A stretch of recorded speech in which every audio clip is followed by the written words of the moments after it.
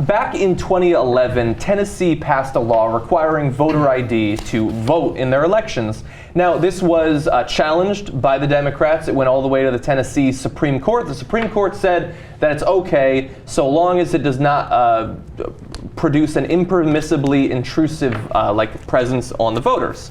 And they decided that at that point it didn't. Now, there were some challenges. In particular, women said, I have library cards. I'd like to use this to vote. And they said, no, that's not issued by a state department, a state agency, so you can't. And so here's a test of what happens when they bring up an example of a card that is given to you by a state agency. Senator Jim Kyle, a Democrat in Tennessee, attempted to pass a law. This is SB 1082 that would allow college students to vote with their state-issued photo identification. They had a debate, they had a vote, and it lost 7-2 along party lines.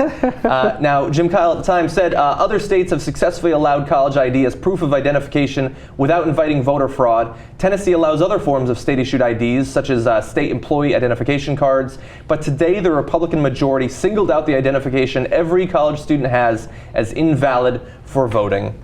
They can talk about voter fraud all they want. It seems clear, as in so many other cases recently, that's funny, that they simply don't want college students voting in Tennessee. And so he tried to pass that, but no, democracy has been stamped down once again by the Republicans. So again, the party, so what happens when you're trying to win the battle of ideas, which is what political campaigns are? You try to win the battle of, my ideas are better than their ideas. Well, what happens when you don't have any ideas? Yeah. Well, you have to do this. You have to suppress the vote. You have to stop people from expressing their preference for democracy, right? So you get rid of college students, get rid of blacks, get rid of Hispanics, get rid of certain old people. So if we get poor people, if we can just get rid of those people's voice and democracy, we could have our nice. So it's really a last gasp of trying to hold on to power, and they've gerrymandered like maniacs, and they're trying to suppress the vote like this. So this is it. This is their last stand, I think. Yeah. I mean, look, Republicans, you're losers. No, you are. I mean, I'm not even trying to be, trash talking. Gratuitous. All I'm saying is you're losers. You've lost. You've lost the ideas, this battle of ideas. So now you have to resort to this nonsense of trying to suppress the vote and all this trickery and all these ridiculous voter ID laws. And you still lose. I mean, you're losers, and you're going to lose worse and worse every single year because the demographics keep changing, and the young people don't like your stupid ideas because they suck.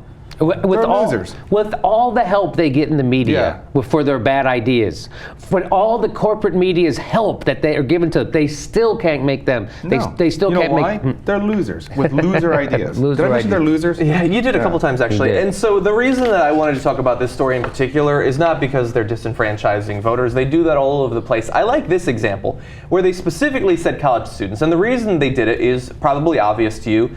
Generally, the majority of college students who do vote, and not many do, will vote for Democrats. We expect that they're going to be more liberal. But I love the collateral damage in this case, because at every one of these Tennessee colleges, you can rest assured that there is a College Republicans Association. And the GOP of your state just told you, you know what, you guys are great, you agree with us and all that, but your collateral damage, fuck you, we don't care about your vote. So long as we disenfranchise more liberals than Republicans at your college, we don't care about you. And so keep that in the back of your mind if you're a college Republican right now, as you're going out in advance of the midterm elections and you're organizing for the Republicans or you're trying to get people to register to vote for them, they, at the end of the day, do not care about you. If canceling you out cancels out 2 liberal college students, then that is a bargain that they will take every single day.